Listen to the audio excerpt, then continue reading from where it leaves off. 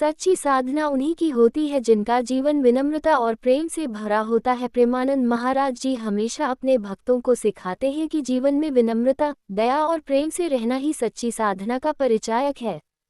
अहंकार, क्रोध और द्वेष जैसे भाव त्याग कर जो प्रेम से रहते हैं, वही भगवान को प्राप्त कर सकते हैं।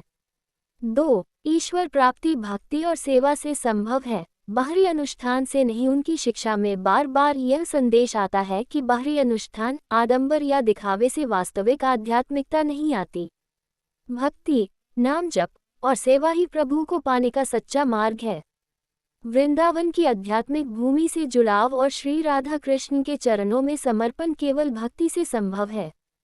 3. मुस्कुराकर अपनी निंदा सुनो, सहनशीलता विकास का मूल है। महाराज जी कहते हैं कि जीवन में जो सहनशीलता और धैर्य अपना लेता है, उसकी साधना और भक्ति अधिक सफल होती है।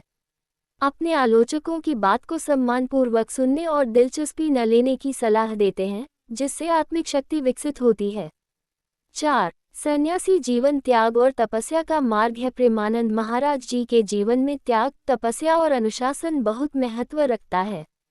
उन्होंने 8वीं कक्षा में ही घर त्याग कर वाराणसी में कठोर तप किया और गंगा के तट पर साधना की। कड़कड़ाती सर्दी में गंगा स्नान, भूखे रहना, तपस्या और गुरु सेवा उनके जीवन के प्रेरणादायक प्रसंग हैं, जिनसे मानव जीवन के उद्देश्य को समझाया जा सकता है। 5. नाम जप और भक्ति ही जीवन का सर्वोच्च आनंद है। उनकी शिक्षाओं के अनुसार नाम जप, सत्संग और भक्ति जीवन के सर्वोच्च आनंद और उद्देश्य हैं। उन्होंने करोड़ों भक्तों को प्रेरित किया है कि वे संसार के मोह माया को त्याग कर प्रभु के नाम में ही आनंद खोजें। ये संदेश आज भी लाखों